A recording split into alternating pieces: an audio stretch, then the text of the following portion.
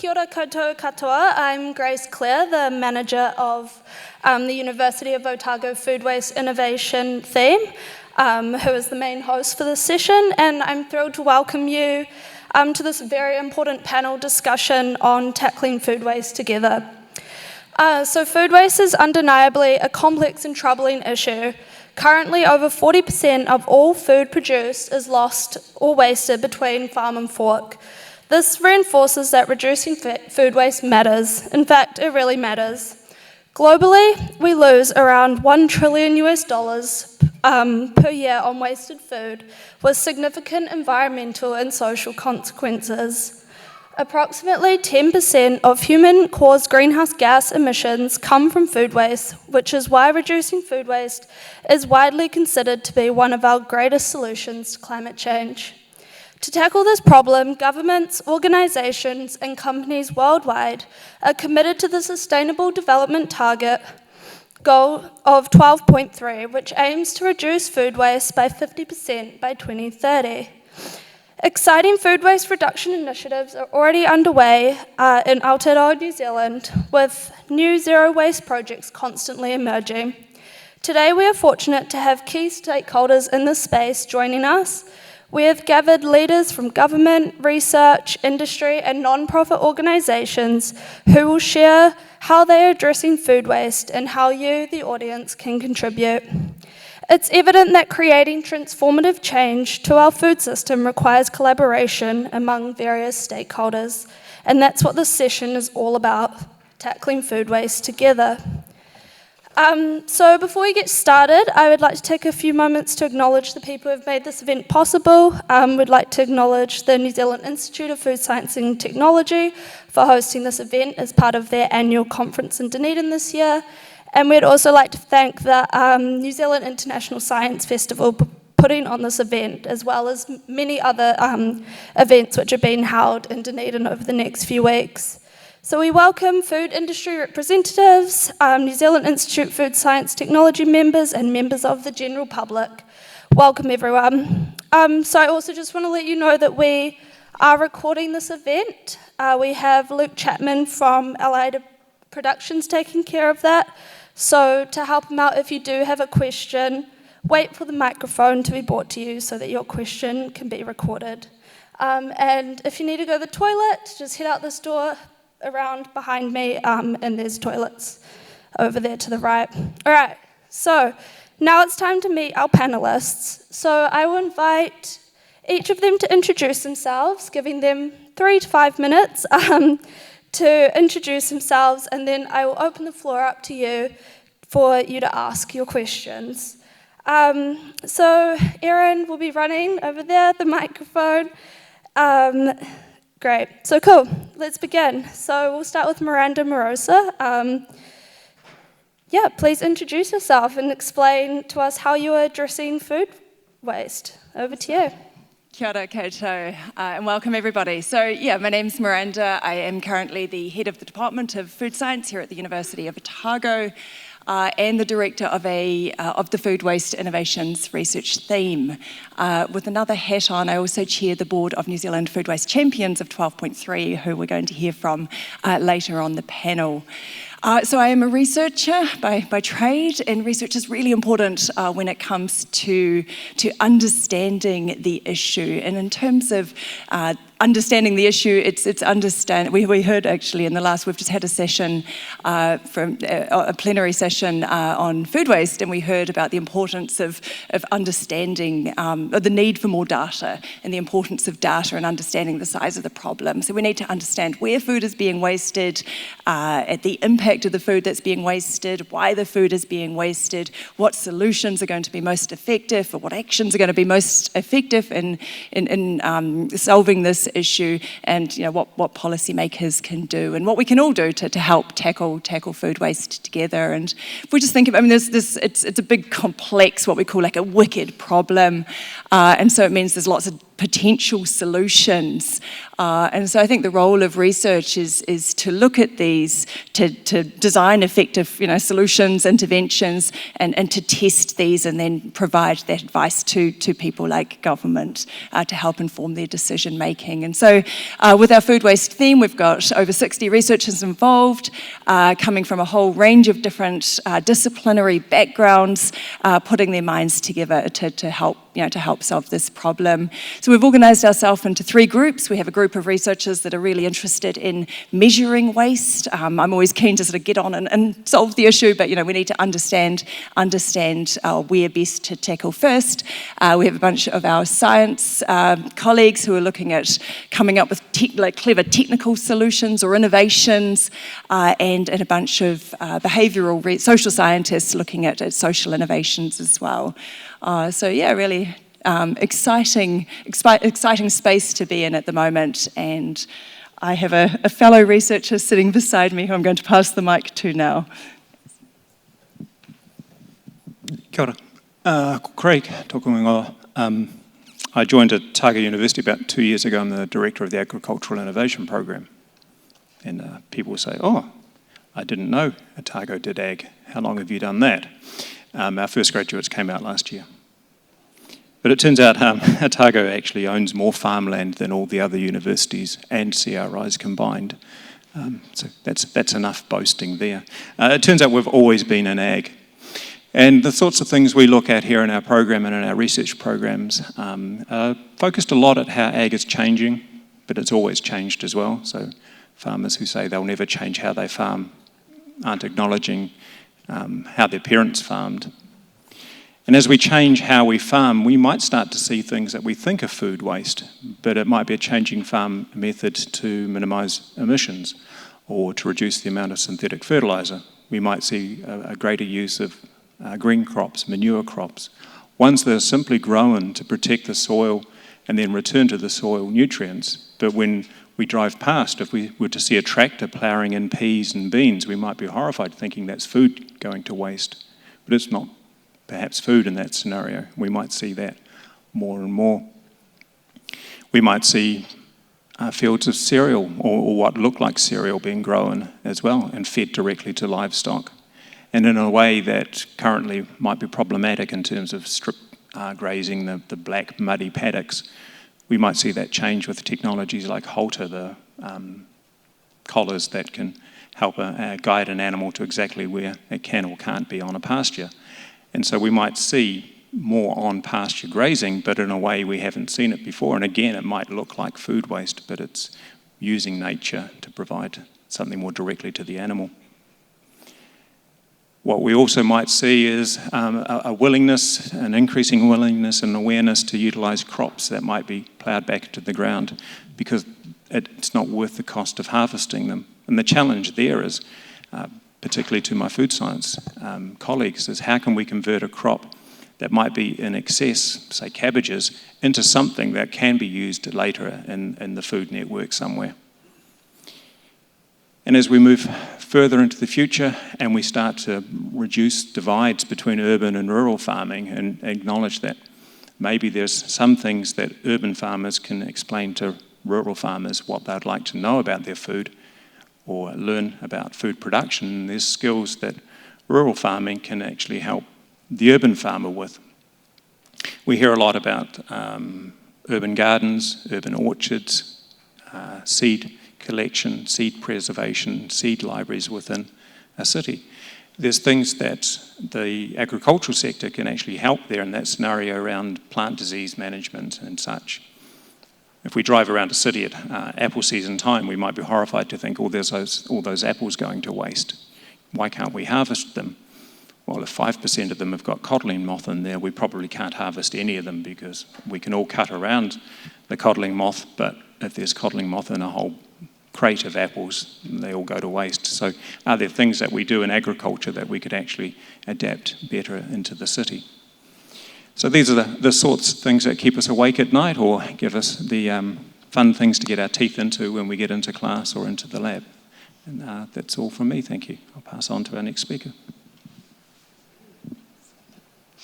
Kia ora koutou, my name is Juliet and I'm the Prime Minister's Chief Science Advisor. So with that hat, I have the privilege of advising the Prime Minister, ministers, officials on anything sciencey.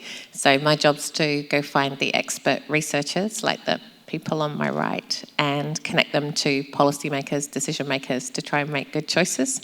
We've done all sorts of different topics, but genuinely the most fun are the ones to do with waste. And I think that's because everyone agrees that solving waste is a good thing to do.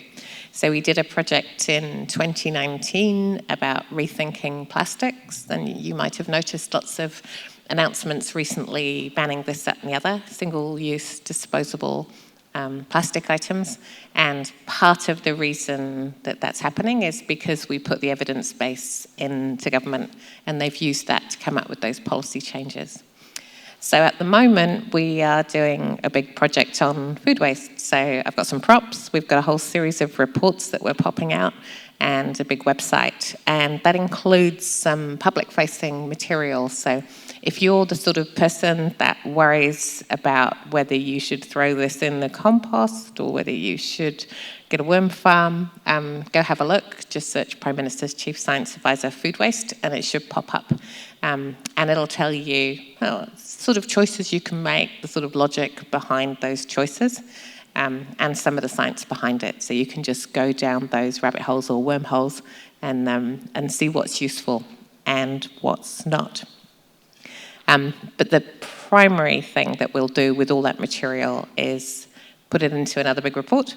The first one was just capturing the whole wicked problem that Miranda mentioned of food waste and all the different elements of our life it touches on, whether it's feeding hungry people or making soil better or preventing waste in the first place.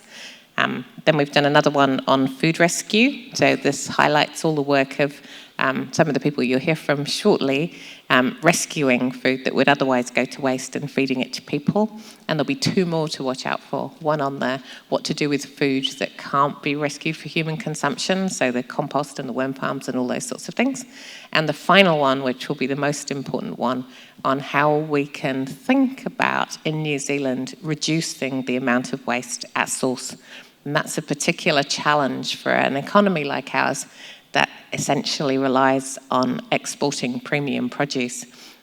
Almost by definition, you're going to get lots of secondary, tertiary grade products. And how can you make sure that the policy settings are right so that they go to feed hungry people and don't get wasted and don't create the environmental footprint that we know is associated with lots of wasted food? So I'll leave it there, but if you need more, check out the website.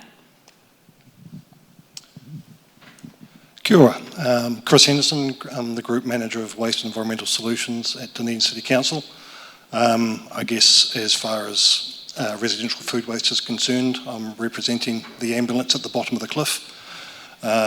We're bringing in food waste collections, etc., to curbside, which has been recently mandated by government. Will be coming out to all across New Zealand. But obviously that's for urban properties where the food's already been consumed or over purchased, or for whatever reason. Council has committed to being carbon neutral by 2030. We currently have about 30,000 tonnes per year of organic waste that goes into landfills, and at least a third of that is food waste, unnecessary food waste, 9,000 or 10,000 tonnes each year. Obviously that has a significant carbon impact. So we're in the process of, we're moving early on food waste collection at curbside, which will be coming in 2024 to the Dunedin area. But once again, basically just reiterating that that's pretty much ambulance at the bottom of the cliff. We'll be collecting food and green waste and turning that into compost, which is probably not the best use of that to start with. I'll leave that there. I haven't really got that much to add. Kia ora koutou, ko Nikki Solomon, taku ingoa. I have worked in the food industry for my whole life, more or less, and have a passion for food and for sustainability. I'm currently doing 2 roles. I work half-time for the New Zealand Food Innovation Network, and for the last 2.5 years I've been working for the collective of 5 councils in Hawke's Bay. We have 5, which makes life interesting, and I've been implementing the Sustainable is Attainable program. It had its genesis in South Canterbury, so Venture Timaru, which is the economic development agency in South Canterbury, was initially working with a bunch of food manufacturers around workforce poaching issues. And Nigel Davenport, who's the CE there, said, let's get together and have a few beers and think about some better ways of behaving. And they built some trust over some years. And then one of the businesses in the room said, you know, the next thing I'd like to collaborate on is sustainability, because I'm doing some stuff in my business, but I'm not all that sure I'm doing it as well as I could, and you guys, I'm sure you're all over it, so maybe I could learn from you. And as Nigel tells it, everyone kind of looked at the ceiling and went, oh yeah, we're great at that, and everyone agreed that there was benefit in collaborating around sustainability. So the idea of sustainable is attainable is not to try to take anything away from what an individual business might do within its own 4 walls, and there's great stuff happening in so many businesses, but sometimes the opportunities require more than one business working together, and that might be for scale, for additivity, you know, your apple peels and my potato eyes might make some magic, and so it's really an opportunity, I guess, for businesses to share. And we were a couple of years behind South Canterbury. They were really, really supportive of us joining, and again, I think that speaks to the importance of collaborating across regions. Some of the answers to our problems will require pan-regional solutions. So the kind of model for sustainable is attainable is to begin by collecting some data, and we've heard about the paucity of data, and I'm an 80-20 person, so I was just like, well, let's just get started and get some data. It's not perfect, but what we got in the first summer, we rely on, we kind of smell of the oily rag kind of thing, so we rely on student projects in the summer to really make progress. And so we got enough, we had 20 or 30 businesses in the room, and we got enough data to give us a little bit of a snapshot across the region of where the big opportunities were. So sustainable is attainable is not just about food and biological waste, it's also about plastics and organics, but obviously the biological side of things is relevant here. And then we kicked off some projects, but I think the really big learning has been that businesses are really open to collaborating in a space like this. There was some scepticism that was going to be the case, and I guess that's the key take-home for me. Initially, I had a 6-month contract, and I was like, well, let's just test it out. This might be a really bad idea. And there is definitely strong will from business to work together on this, and also to share learnings and challenges and understanding. So, yeah, it's probably enough from me. Kia ora, I'm Hamish Conway. I'm Head of R&D at Goodman Fielder. You probably don't know the name, but you will know our brands. We make a whole lot of different breads from Vogel's, Molenbeek, Freya's, Nature's Fresh. And we also make a lot of dairy products, so Meadow Fresh and Puhoi Valley are our big products. So we operate 10 factories across the country, making a wide range, and we're always been focused on food waste because it's not good economically to waste.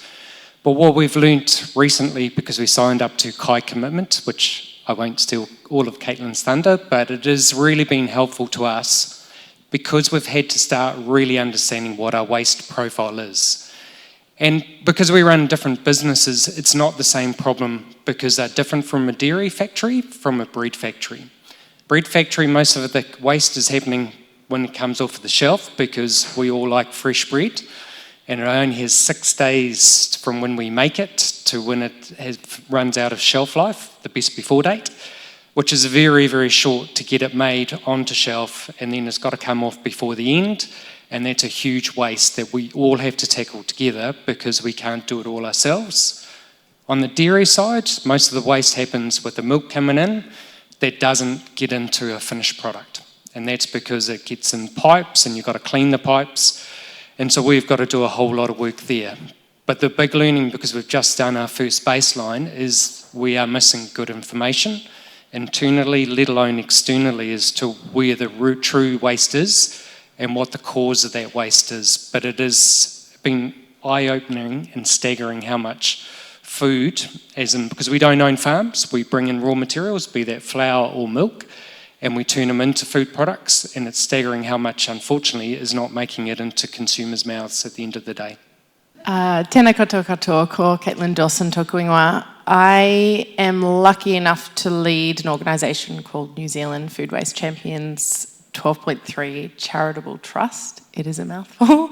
Grace has already explained what 12.3 is, which is the Sustainable Development Goal that we are aligned with to have food waste by 2030, and many global organisations are aligned with that goal. So we started in March 2020 as a group of really passionate leaders from across the food system who volunteer their time saying this is important, this needs to get on the agenda and we need to act now. So I'm lucky enough to lead that and learn off that group of leaders, of which about half or over of this panel are part of that group. And we have 14 leaders at the moment that represent very different aspects of the supply chain, or of the food system rather, or of the food value chain. So that's the organisation, and we have different projects that we do or that we collaborate on, and our whole mission is to reduce food waste in Aotearoa and to really be thought leaders and bring evidence solutions to the forefront in order to achieve real impact across the food sector. And that's really important because just over the past couple of years, the food waste sector, we are now a sector, was really born out of a need for change, the change you're hearing about. And when we mapped it recently, we found that there's over 120 organisations working on reducing or recycling or upcycling or diverting food waste. And that doesn't actually count all of the wonderful food rescue organisations that are rescuing and distributing food. So there are a lot of organisations and projects doing the mahi to shift the dial on food waste. And it's really important that we have a common thread and that we're working together to solve that goal. Our flagship program is called Kai Commitment, which Hamish has just so wonderfully mentioned. I'll pay you later. No, it's really impactful, as you've just heard. It's a program that we launched in November 2022, so we're really fresh, and it's essentially a voluntary agreement. So leading food businesses, all food businesses sign up, they commit, they sign an agreement to commit to reducing their food waste. They set ambitious but achievable targets.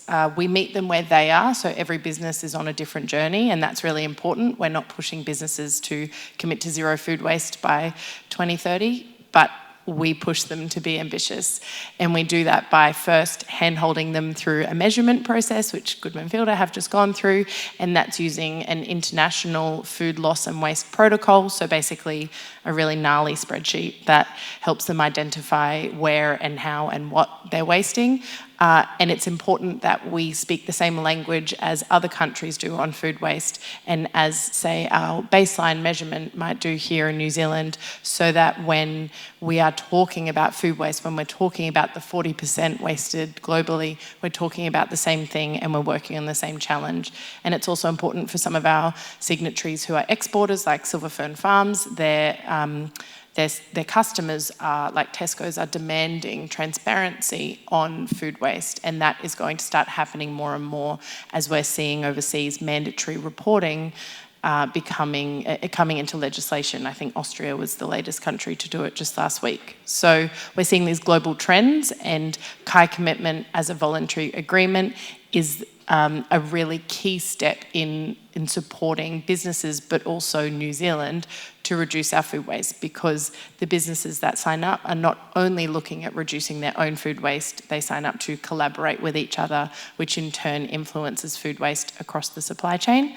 As we currently have 7 of New Zealand's largest food businesses, so Countdown Foodstuffs, Silverfern Farms, Nestle, Fonterra, Goodman Fielder, and AS Wilcox. And any other businesses that are around, please come see me. But this is important because, as I'm sure we all know and we're going to hear today, food waste happens in every sector, in every part of the food value chain. But more importantly, decisions that happen in one area influence food waste that happens in another.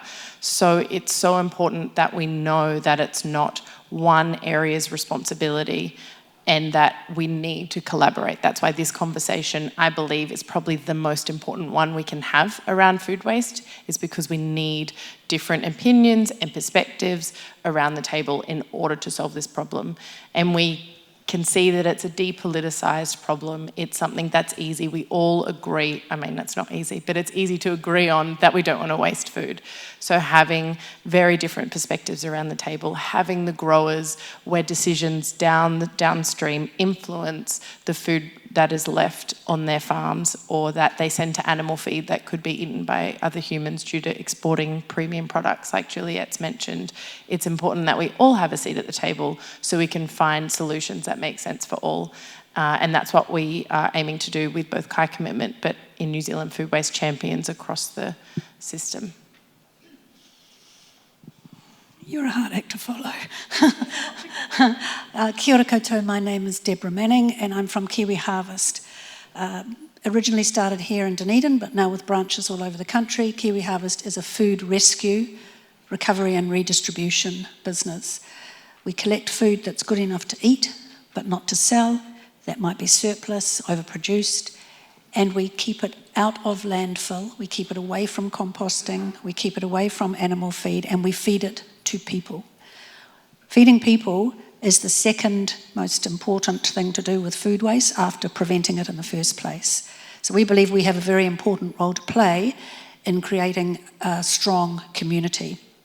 The benefits of food rescue is not only environmental, stopping that food from going to landfill where it decomposes, producing harmful greenhouse gas emissions, but also we have a social aspect of what we do. We feed people. We feed food insecure people, and we do that by providing that food to on-the-ground, at-the-coalface organisations in communities who are providing food support. That might be food parcels, it might be community meals, it might be cooking classes. We don't actually call the food waste because it's not waste to us, it's a meal for someone. So we avoid that word. It might be waste technically in a business, but for us it is actually a way to nourish our community and to build strength in our community. There are food rescues all over New Zealand, in towns, in cities, and they're all working really hard. Most of us are not-for-profit organisations, which means we have to find our own funding. During the COVID 2 years, we were considered an essential service and received support from the government. That support has been slashed, so we are facing a little bit of a crisis ourselves in our business model. Eventually, all food rescues want to do themselves out of a job. We don't want there to be food waste. We want to be put out of a job, and we don't want food insecurity either. We want to be put out of a job for that. But until that happens, we still have an important role to play as part of this whole team to approach the problem of food waste, food surplus, and food insecurity in our communities. Great, thank you so much. Thank you to our panellists for those great introductions. So moving on from that, we will now open the floor up to you, the audience, to ask what you'd like. You can ask general questions, you can ask the specific panellist a question, and Erin over here, just raise your hand and she'll run the mic over, and just make sure you wait till you get the mic before you start speaking for recording purposes. Great, I've got a question for probably Hamish and maybe Deborah, but others can have a crack at it too. Question is, should we get rid of best before dates? Yeah, that is actually a really hard one to answer. In the UK, they've got rid of it on milk. But to be honest, I employ the sniff test on dairy products, which is, if it looks okay, smells okay. John Brooks is looking at me with daggers, but generally it's okay. But to be honest, if we talked about as well, there are so many factors as people's fridges at home. It's education about what is good and what is not good. A cheese that has gone past its best before date is like a cheddar, goes from mild cheddar to tasty cheddar. So there is some definitely anomalies in how we educate consumers, but there is a problem. Traceability, so we actually trace all our products by best before date. So you have to have some way to trace when they were made in case there's any issues. But we will end up having this debate more and more because it is a guide. And unfortunately, we can only do our best for what we can control. But a lot of what happens to food products is outside of our control. By the time it goes into a supermarket, into a consumer's car, maybe for a bottle of milk, could be up to 5 hours in the long travel in summer, and that will influence. Milk loses half its shelf life for if it's above 10 degrees, or lose half of its 14-day shelf life basically in one day. So short answer is I would encourage everyone to use caution, but use it as a guide, best before date, not as an absolute. I would agree, but I also think there is a bigger question here, and that question is about education. And then the big question about education is I don't think you should just come in and say we have to educate people who are doing the shopping and the cooking. I think we have to start at the very beginning of children's lives and get them involved in food, get them understanding food, bring back cooking and growing and even soil integrity into schools so that the children actually understand the value of food that we have. And by understanding that and appreciating that, then that education flows into making purchasing choices and cooking choices and food integrity choices too. Thank you, Deb. This is a general question, but just I want to thank you all for taking the time to participate in this. It's brilliant having such a range of experience and skill. I'm curious, if you were faced with someone saying, I don't understand what the importance of waste is, what fact or concept or perhaps example of best practice would you lead in with to convince them otherwise? Who would like to pick that one up? Maybe someone different this time? One of the great things about food waste is there's so many ways we can frame it as an issue and sort of pitch that to people. So it depends on who we are speaking to. If I was speaking to someone with strong environmental concerns, I would say to them the estimate is that 10% of all greenhouse gas emissions can be attributed to food which is wasted, which is phenomenal when we know we're facing a climate crisis. So there's a really sort of good climate reason for reducing food waste. We've heard the strong sort of social reasons for reducing food waste when, so I would hit them with a stat around the number of hungry people or people facing food insecurity globally, nationally here at home and say this is madness, we're wasting so much food when we have people that desperately need it. When we're talking to businesses, often we talk about the sort of hard economic dollar that can be saved through reducing food waste within their organisation. So I think that's one of the really neat things, and someone said this before, is nobody's against wasting food, and we can sort of pitch the issue, depending on the audience.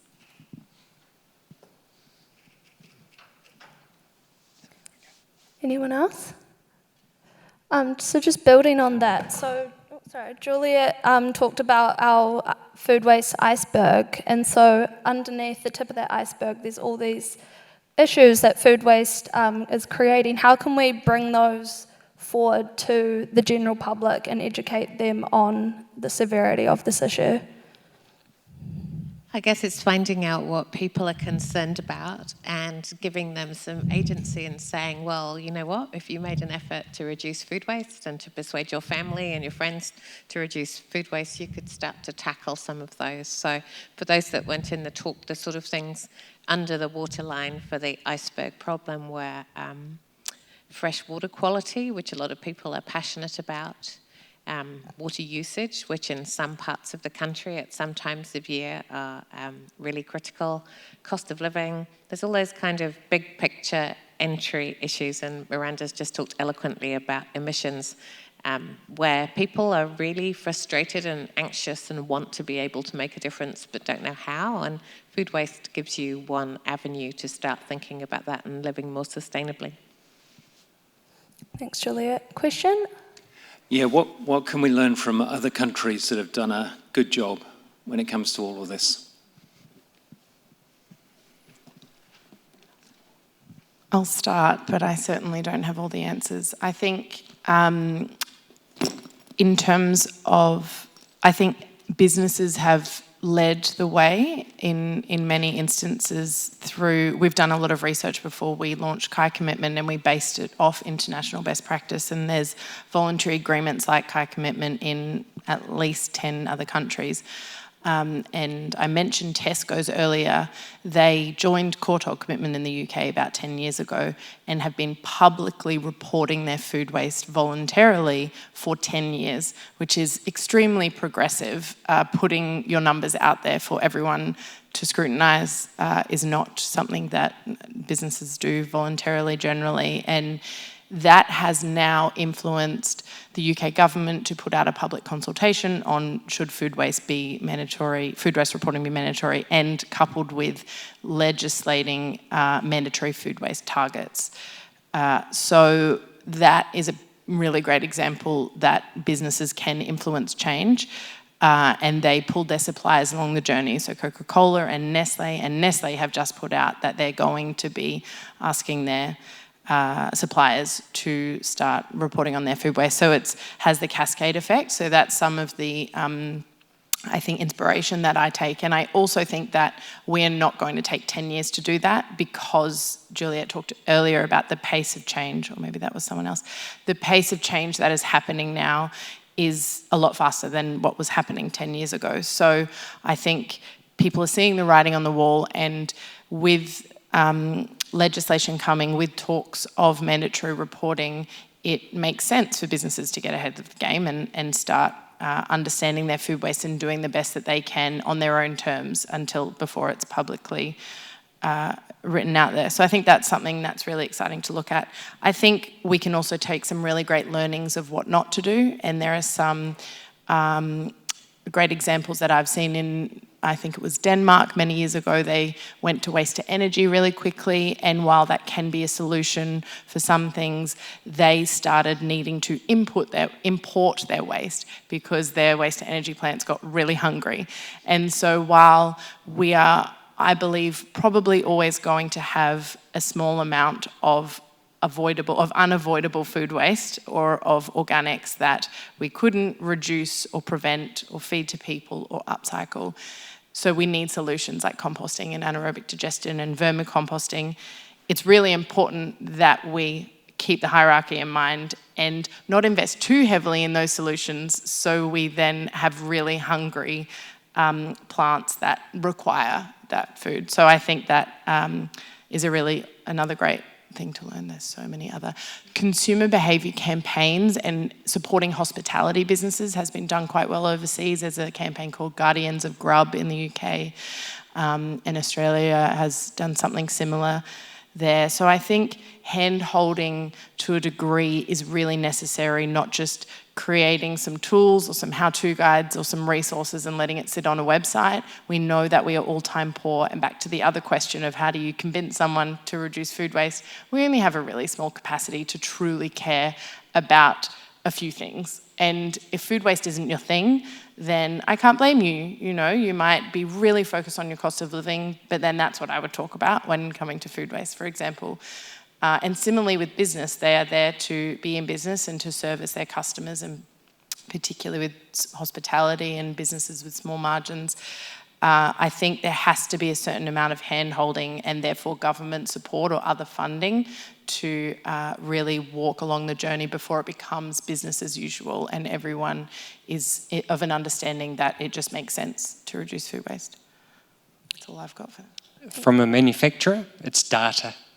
And we thought we're doing pretty good, but we've had to do we signed up, we signed up, and now going through the baseline, and we've got massive gaps in our data, but what we do have is worse than what we thought it was going to be. So having someone like the Kai commitment to template and someone to hold a hand, but it's all about data. And I guarantee if you don't do it at home, and for a week you scraped all of your food that you're throwing away into a bin, you would be gobsmacked by how much you're throwing away. Because it's small amounts that turn into big amounts, but most of us are oblivious to it.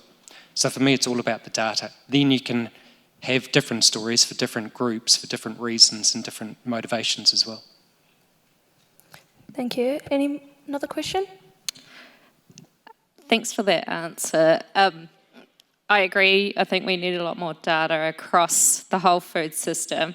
I'm really interested to hear your opinion, Craig, on what the value proposition is for reducing food loss and waste on farms.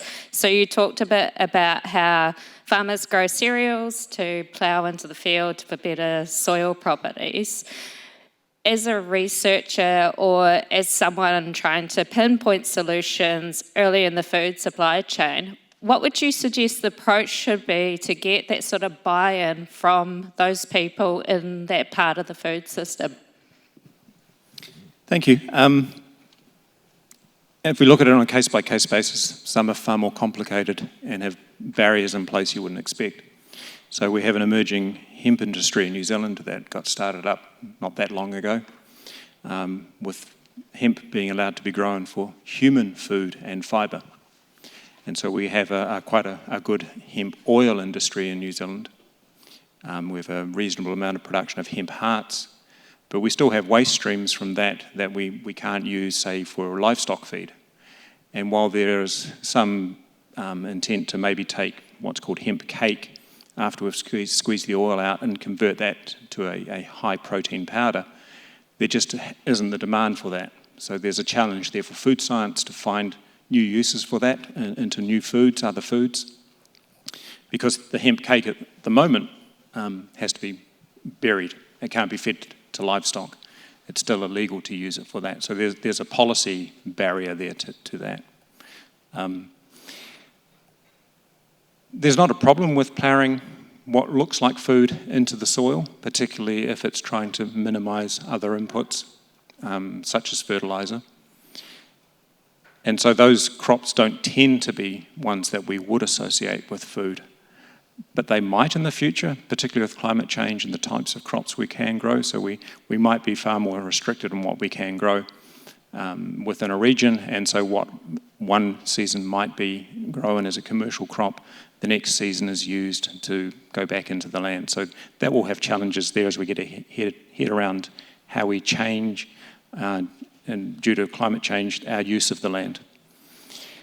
Other things might be, a lot of my colleagues in agriculture are horrified when I say this, we should destock a little bit, not necessarily completely.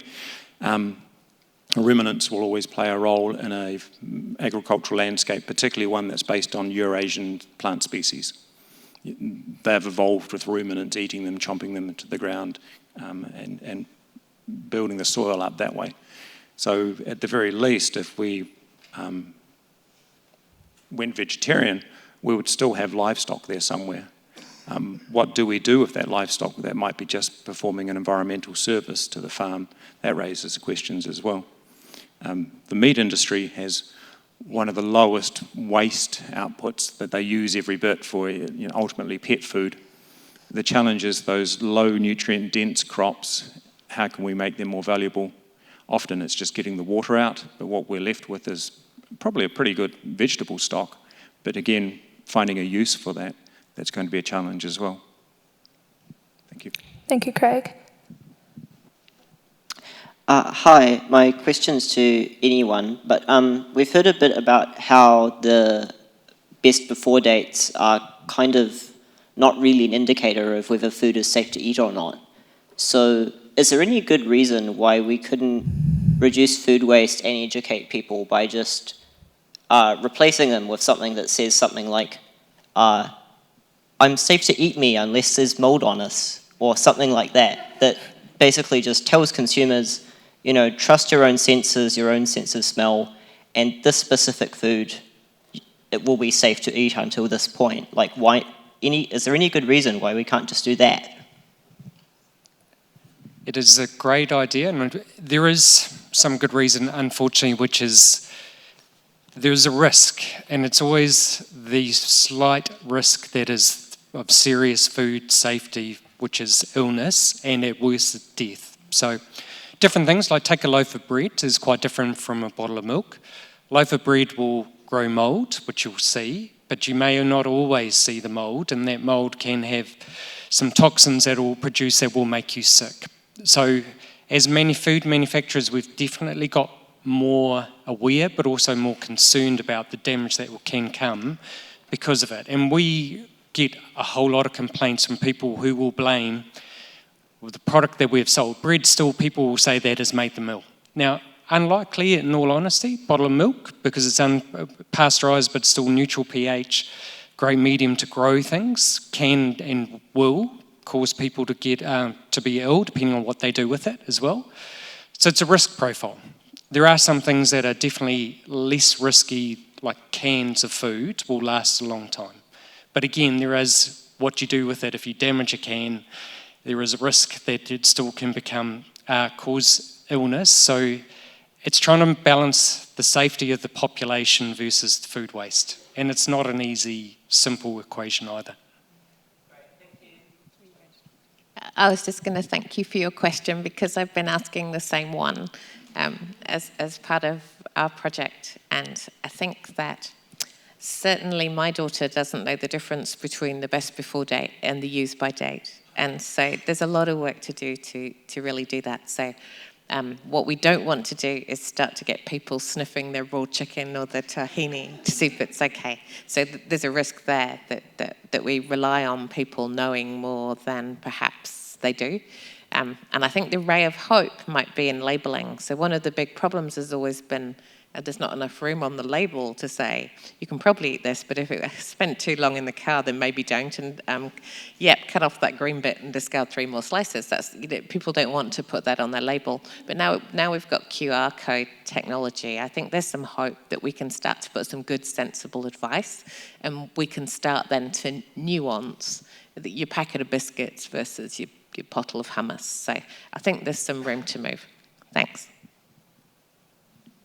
And I think we're probably talking to an educated audience, but just to clarify, in case any of you are unclear of the difference between the two dates that we're talking about, a best before date is a quality indicator, and the use by date is the food safety indicator. So do not eat. None of us are advocating for the removal of use by dates. Use by dates are important, and you should not eat food after a use by date has expired, whereas the best before date is just an indicator of when that product is at its peak quality. So it may be safe, or it is safe to eat after that use by date. And when Hamish was talking about using the sniff test, he's talking about that best before date. But you can see there is confusion.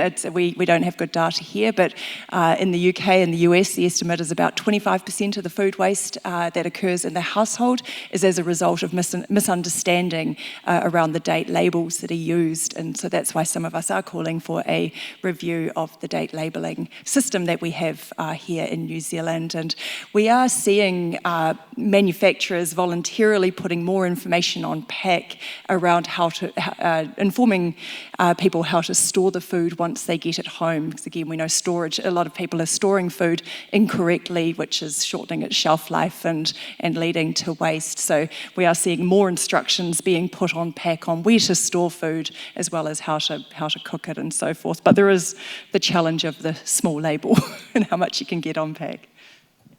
Sorry for a little lecture there. On the topic, I often employ the sniff test, and I probably ate some yogurt the other day that was on slightly the tangy side, but nothing seemed to happen, so sometimes it's been a trial and error. Cool. I have a question probably for you, Caitlin.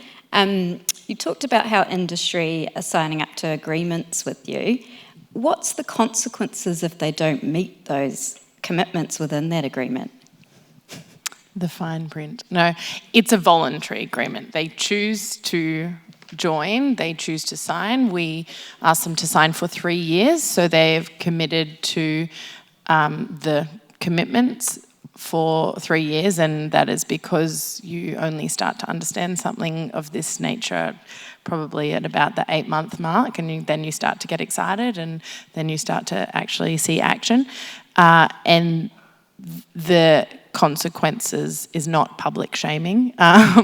It's really to create a movement of making this become business as usual. So we really have just started, and we have 7 of the leading businesses. So our ambitions are to go far and wide and really just create a community of best practice. And part of that commitment is collaboration. It's written in there. They've all signed up to do that. And that's a big reason why they all did it, because as we've heard from Hamish, they were all doing things on their food waste and actually thought they had heaps of data and thought they knew what they were doing. And many are quite a way on their journey, but they all have identified that they can do more together. And like we all know, they have to understand each other and where waste happens at different points of the supply chain and how they can work together. And that is a big motivator for them. So, I mean, it's a great question. I should probably think about that in case it happens. But it's voluntary right now. And the way the world is going is that these things will become mandatory. And so we're just getting everyone, I think, ready for that behaviour to just be commonplace.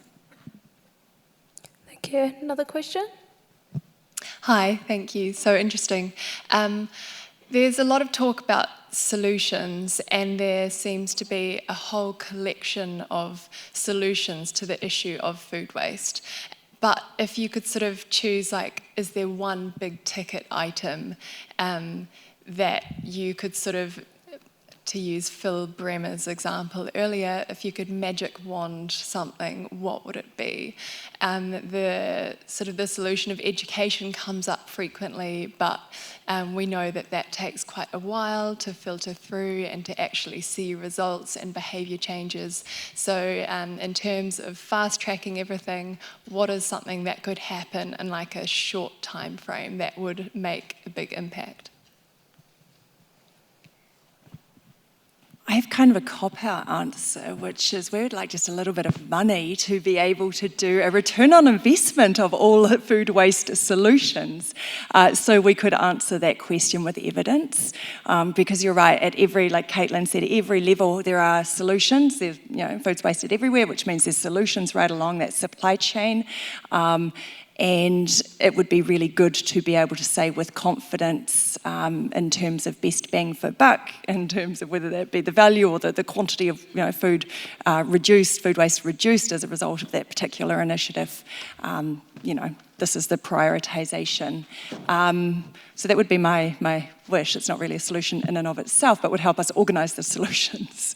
I do think again, it's not really a solution, but one thing I'm very keen for is a national sort of strategy action plan on waste, and it's something that New Zealand Food Waste Champions are working on at the moment. So again, that is something that we sort of collectively as a country have a direction of travel on this issue. But again, not really a solution. Does anyone have any clever solutions?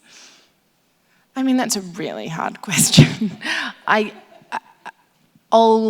I'll come at you with one, but I think I have to tautoko Miranda's, because you can have a favourite solution maybe in each sector and for each sector, but there has to be the cross-system, cross-government industry community buy-in and understanding and common language in order for anything to really be adopted.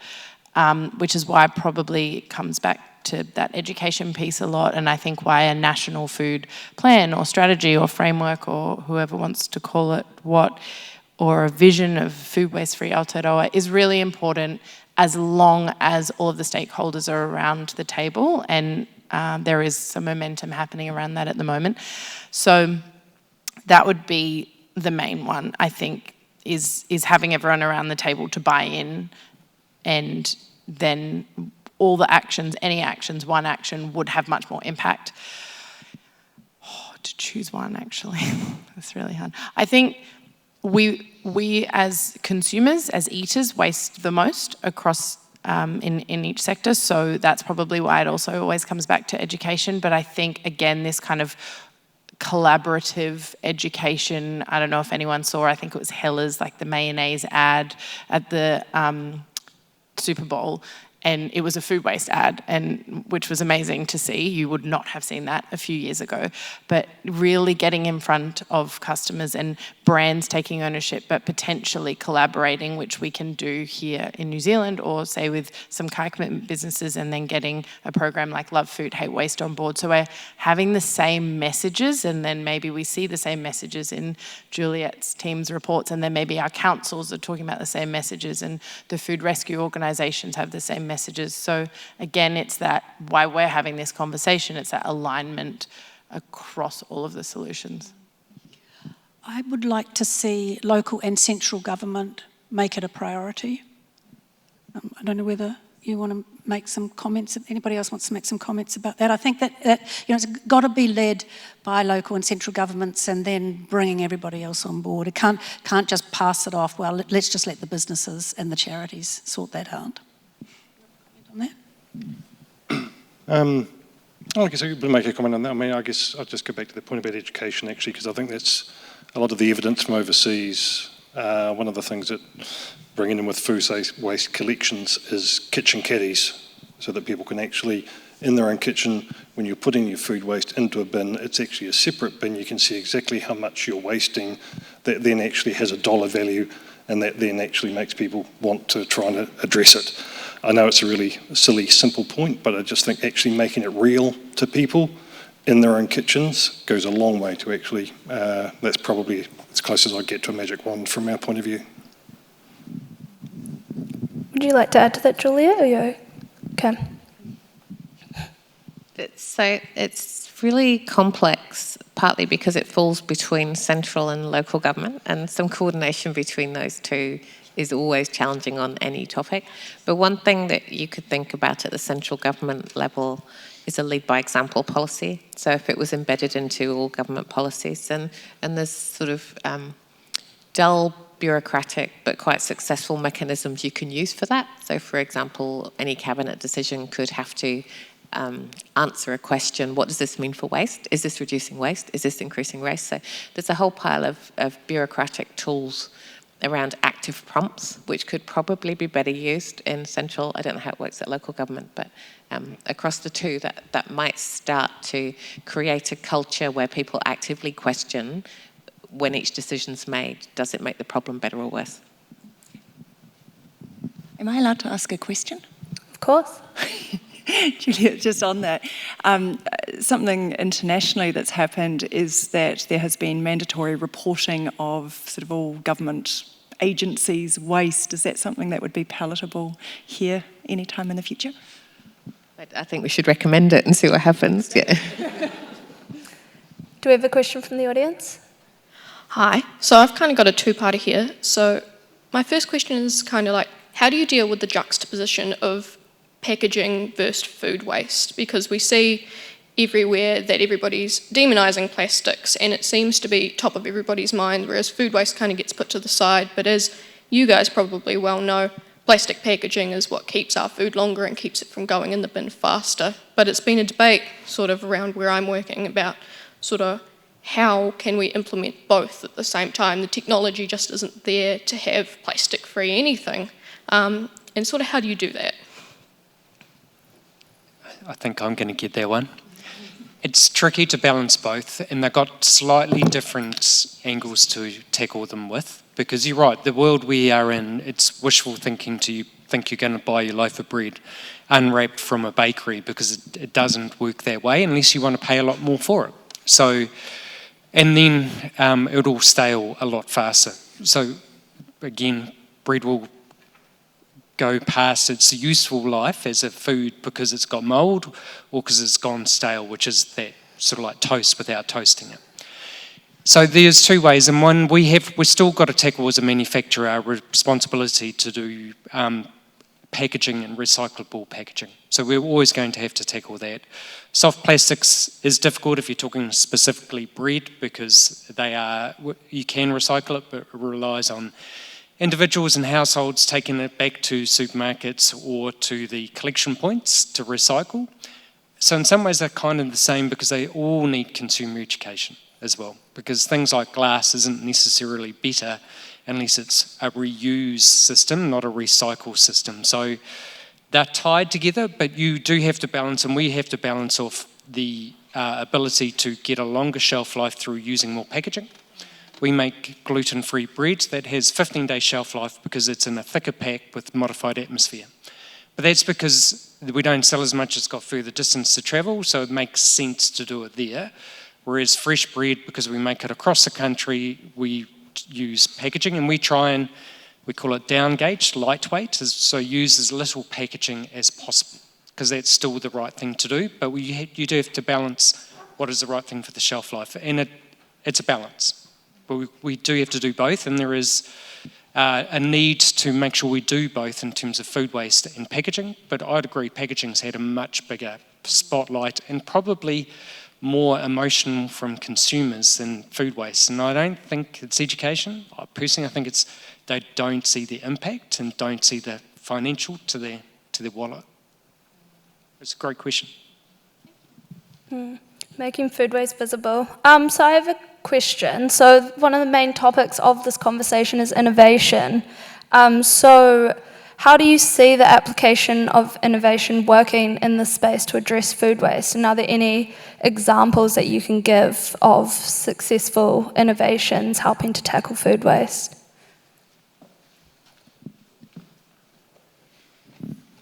One speaks very much to the packaging issue.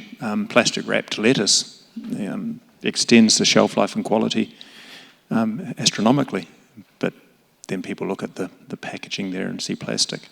If we move to biodegradable plastics, there is a cost, but they are now at the level of technology that you wouldn't know if you're dealing with a biodegradable plastic or not.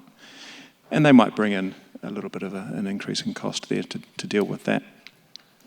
The other innovations are around traceability, and particularly some of the technologies that don't rely on just a labelling sticker, but the ones that can go to a lab, be analysed, and actually confirm this has come from this farm with this production method, and is validated back to the source and the origin. And that will help minimise food counterfeiting, which can also then contribute to other waste in the system, particularly if it's being produced in a less sustainable way.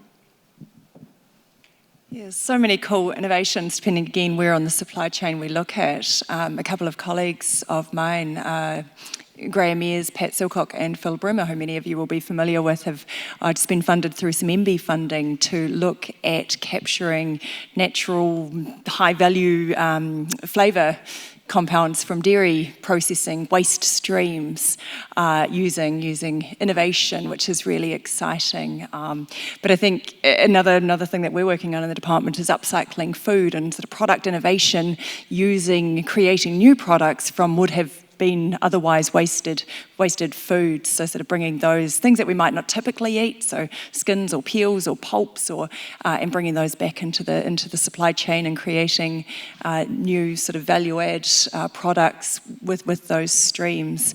I'm always keen when we're talking about innovation, not just to focus on the shiny technological stuff, but also think about, I think with this particular issue, social innovation and those behaviour changes are absolutely critical as well. So make sure we push our thinking on innovation into that space as well. What do you think, Nikki? I just echo Miranda's thoughts really about the opportunities to take things that might have been wasted or used for a low value purpose like stock food and upcycling or extracting value, and there's great success stories, really good funding sources for companies that want to invest in those, and collaborative projects with multiple Crown research agencies and universities. So I think there's really cool stuff happening in the innovation space there. I guess the complexity is this huge system, and joining up the innovation at all those pieces, which is probably another innovation in itself and sort of the systems thinking part of it. But yeah, I think there's a very healthy innovation activity in the space, but there's always room for more and better and more connectivity. I think that I've observed, it's probably a tyranny of our funding system that we can have, in a small country, we can have multiple organisations kind of working on similar things without necessarily talking to each other.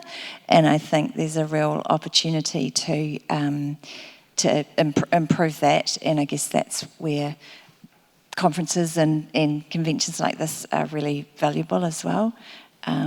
Yeah. Do we have any more questions? Yeah, hi. First of all, thank you for explaining the difference between use by and best before dates. I was wondering what that was myself. But my question's actually about supermarkets. So where are they in all of this? One would think the more I waste, the more I buy from supermarkets, and that's in their interests. So. Well, Miranda can talk to data, I'm sure, but I guess I'll just touch on, we actually see the least, well, when I say we, the data I currently refer to is our friends in Australia, as we don't yet have food waste data here in New Zealand, but we're going to have it soon. And I think it's around only 3% of food waste comes from retail in Australia, where we've got around 30% from consumers and 20%-ish on farms, so it's a really small amount.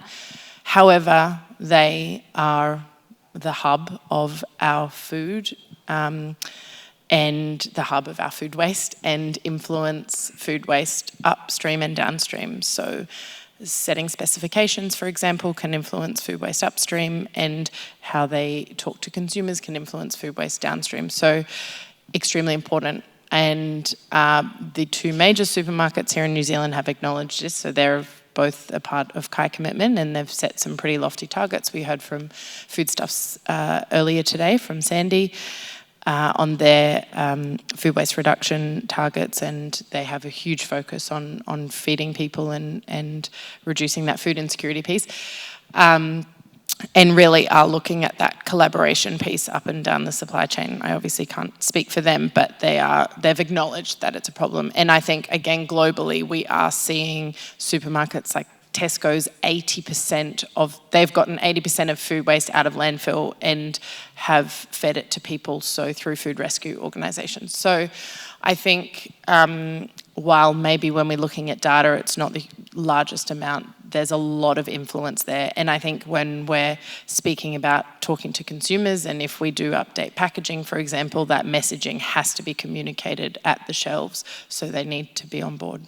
I'm not sure if anyone else.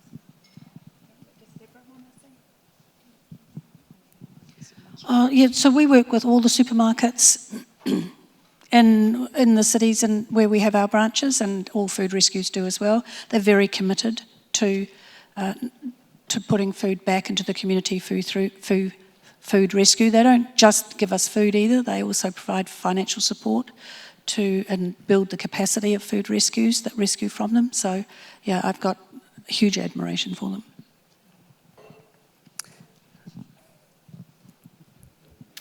Hi, we all know children are our future. They're our future consumers, the guardians of our planets, future scientists, growers, engineers.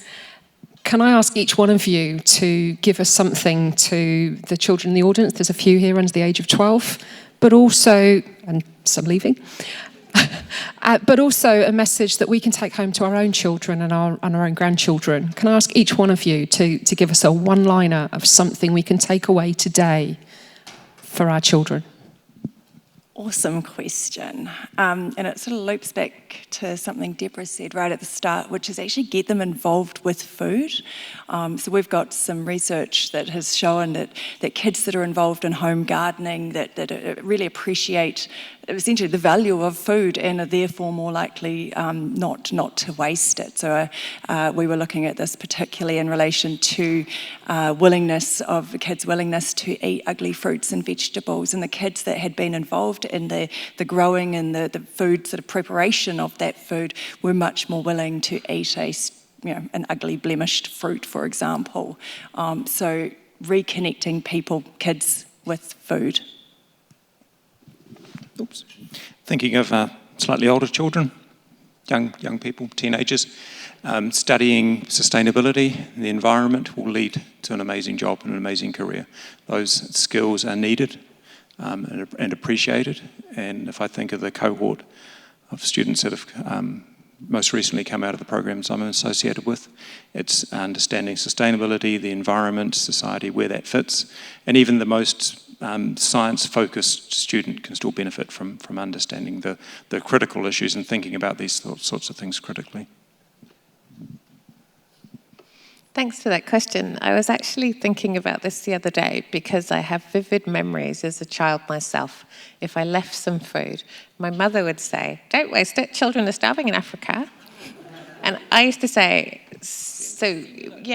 how can I possibly solve that problem by eating the rest of those Brussels sprouts?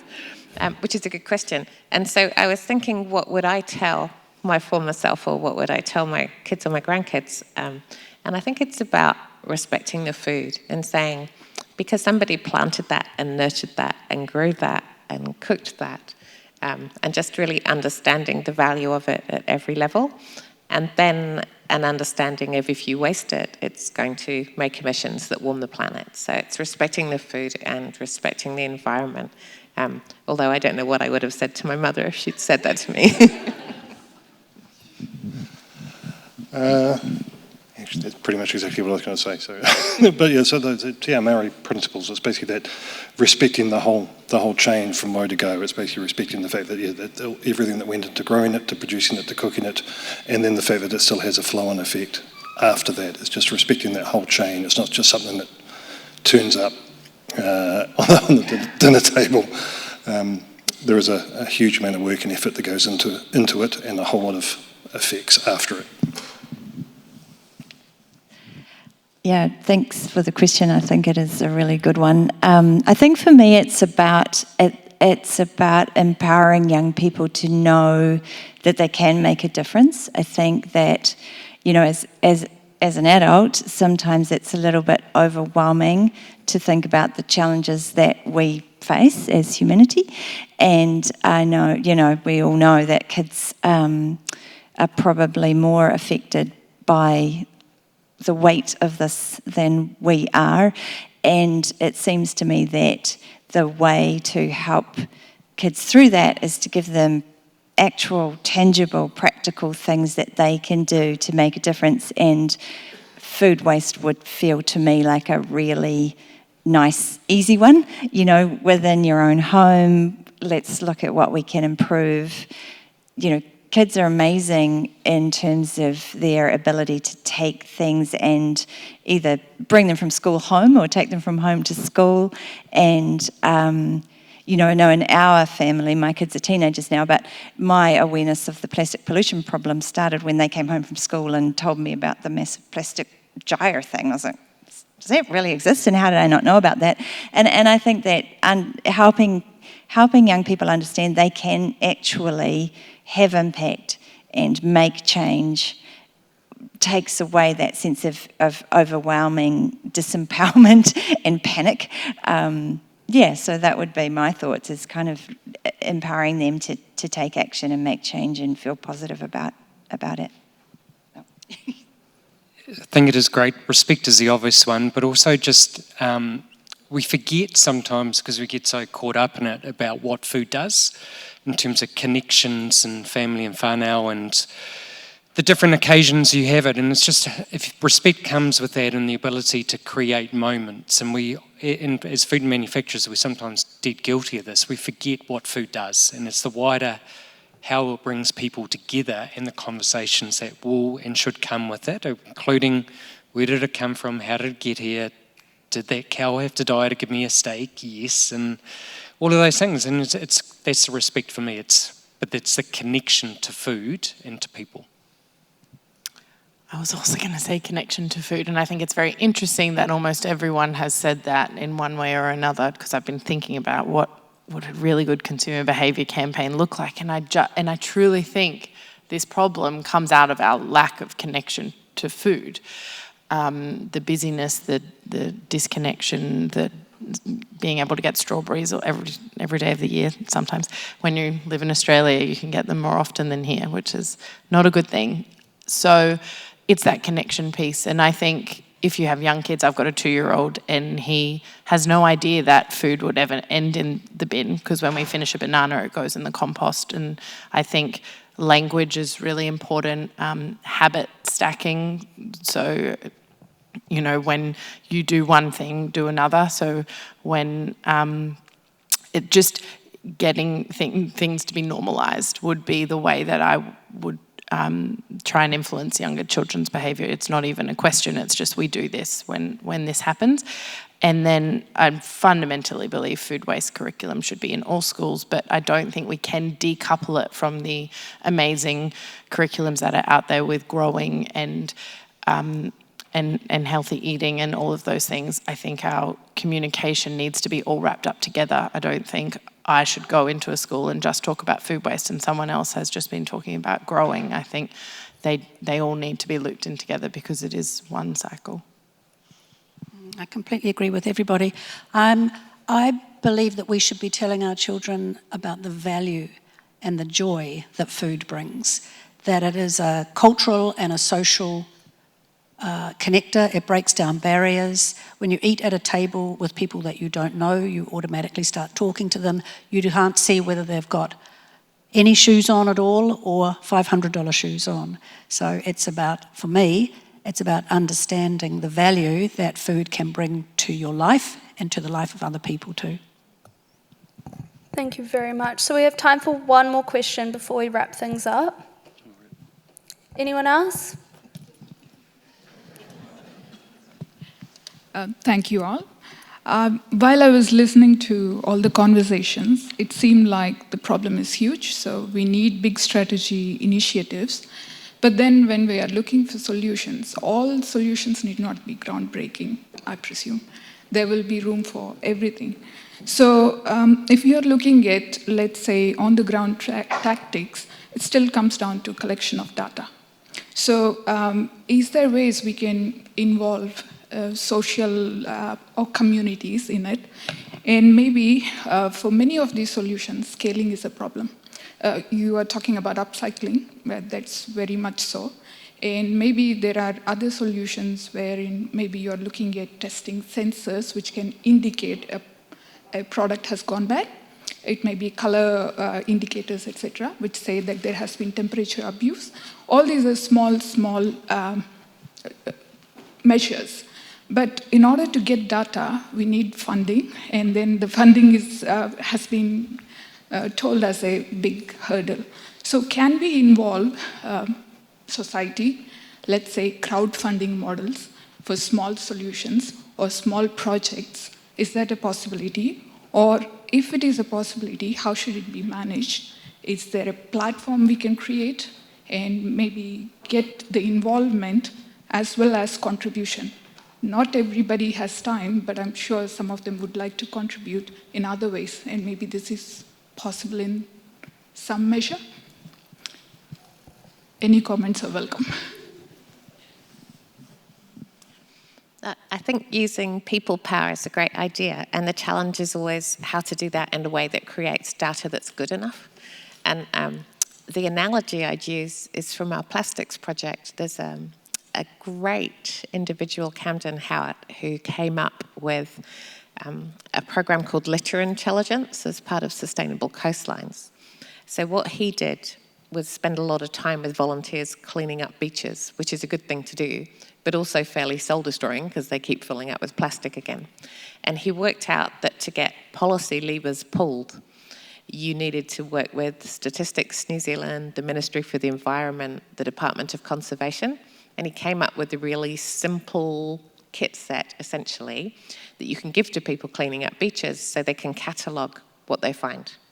And I don't know how that applies in the food waste space, but it's something I'd really like to explore with them to see if there's an analogy. So now that data gets collected all the time, it's being rolled out internationally, and it's being used to affect policy change. So if you are trying to persuade people to get rid of straws, say, in drinks in bars, and you collect all the straws, and you say, actually, this is the most common item we're finding on this beach, and you take them to the restaurant and say, you're the problem, all of a sudden, it's not a hard sell to get them to change.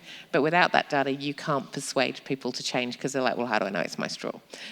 So I think there's some really good role models, and that's a really positive note to end on, in that we can try and think of ways to learn from programs like that to really get the willingness of people to help to change policy. Thank you. Cool, so that wraps up our session for today. So I think some key takeaways there is that we need to be making food waste visible. We need to be raising the awareness and educating people around the value and the respect of and the respect for food.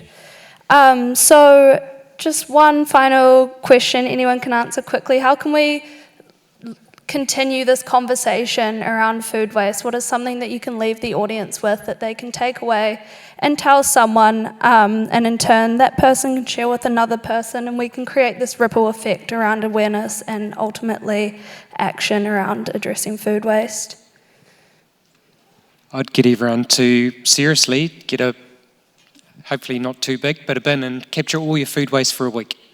Just everything that you'd scrape into the bin or you'd put into something else, do that. You'll be surprised, and then you'll start telling your mates how much they're doing as well. That's how I do it. Yep, I would agree with that. I think it's about just talking about it and being aware of it in every facet of your life, and seeing if there's a solution that you can simply take. If everybody took one or two solutions for themselves, it would have a big impact. Thank you. Cool, so that brings us to the end of our discussion on food waste. So just a massive thank you to the audience and all your really, really great thought-provoking questions. We couldn't have had the session without your engagement.